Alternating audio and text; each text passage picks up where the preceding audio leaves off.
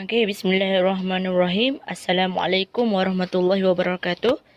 Okey, apa khabar murid-murid saya yang dikasihi dan juga yang disayangi?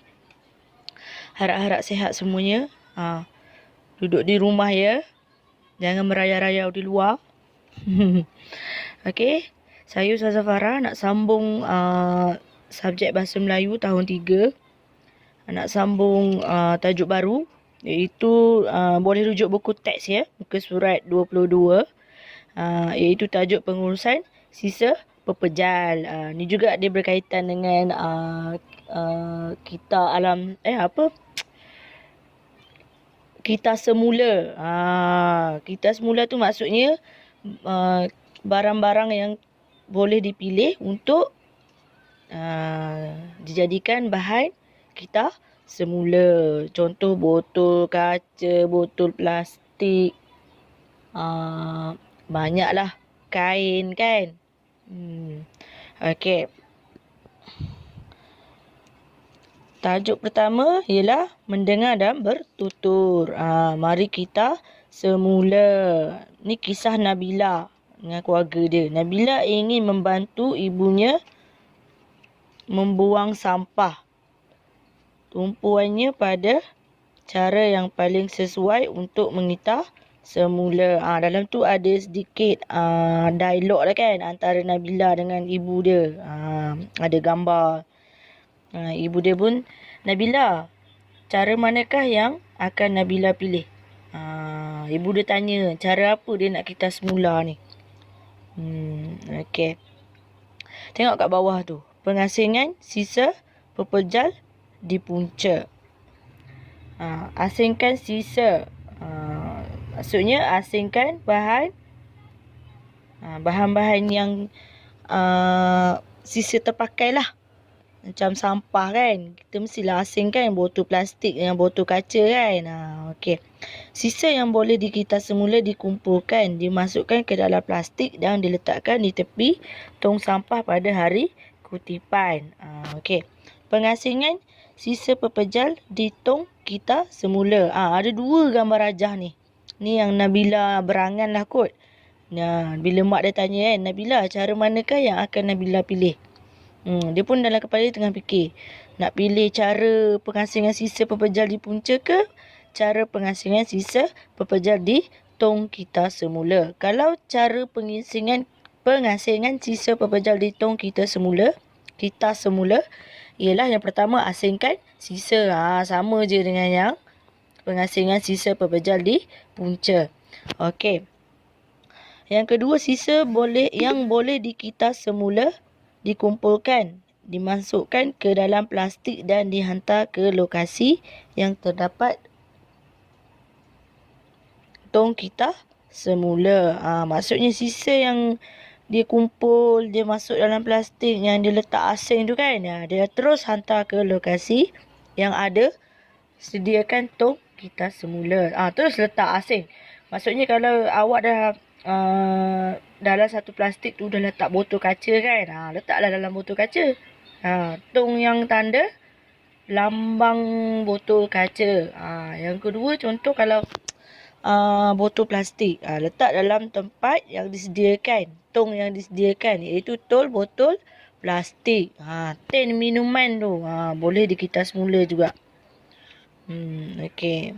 Perbezaan antara cara untuk kita semula. Okey, tengok muka surat 23. Tangan kreatif. Ada sedikit dialog kat situ. Wah, cantiknya hiasan rumah kamu. Bijak kamu mengolah bahan buangan. Terima kasih. Ini idea ayah saya. Kami melakukannya bersama-sama. Baguslah, cara ini dapat mengurangkan pencemaran alam. Ni antara Nabila dengan Fatin. Setelah Nabila dan Fatin masuk ke dalam rumah, tiba-tiba okey. Kat bawah tu ada dialog antara bahan kita semula tu. Yang siapa yang Fatin dengan Nabila tadi. Ni kat rumah Nabila ni. Okey. Yang terima mana tu yang tulisan biru laut tu. Wah, uniknya kamu si botol. Tidak pernah saya melihat bekas tanaman sayur secantik kamu. Payung kan bercakap tu. Si botol pun jawab, terima kasih si payung. Payung. Lebih baik saya menjadi bekas tanaman sayur daripada dibuang. Okey. Si payung pun jawab, betul kata kamu si botol. Tapak pelupusan sampah juga dapat dikurangkan. Okey. Tayar pun jawab, ada juga jawab kat situ. Tayar, dia buat apa tu? Dia buat kerusi. Saya juga bersyukur kerana tidak dibuang atau dibakar. Di sini saya dapat berbakti dan menjadi tempat duduk tuan kita. Ni antara dialog-dialog antara bahan kita semula. Antara botol, payung dan tayar. Okey. Tengok muka surat 24.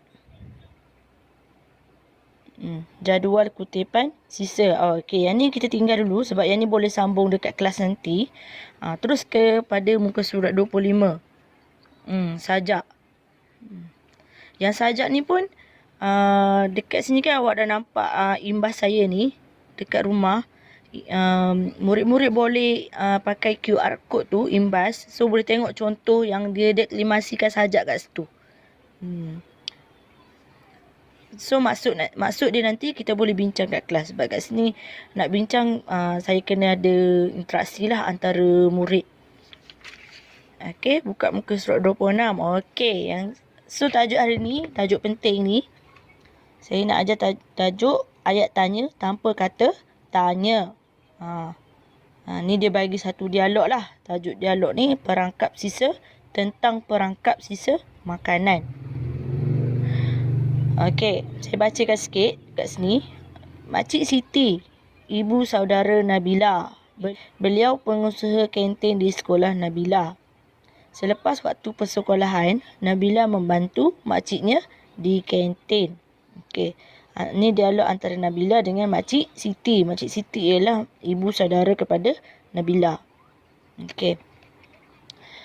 Nabila, ini alat perangkap sisa makanan makcik. Dia tanya kan, ada tanda soal. Okey, Makcik Siti menjawab, ya Nabila, ini alat perangkap sisa makanan. Okey Nabila, alat ini disambung terus pada sinki. Makcik Siti, benar Nabila, alat ini disambung terus pada sinki. Okey Nabila, banyakkah faedahnya? Makcik Siti, mestilah banyak faedahnya Nabila.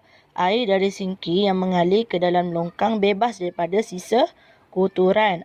Okey, sini ada kosong kan Nabila ni. Okey, saya teruskan pada Makcik Siti. Boleh alat ini menjadikan longkang bersih dan tidak berbau. Aliran air longkang juga akan lancar. Seterusnya, sungai juga akan bersih. Perangkap sisa makanan. Dia cerita pasal perangkap sisa makanan ni. Dia tapis sisa makanan tu. At least untuk pelancaran air daripada sinki tu. Sisa makanan tu tak adalah pergi mengalir je dekat longkang kan. So penuh kan.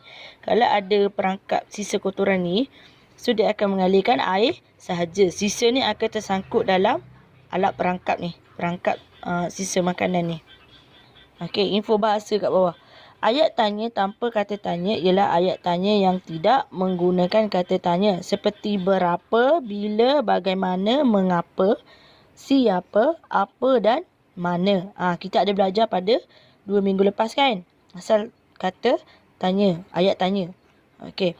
Intonasi ayat tanya jenis ini lazimnya diucapkan dengan nada suara tinggi sebelum senyap pada akhir ayat. Contohnya, pada akhir ayat. Contohnya, itu makcik kamu. Mereka berada di kantin.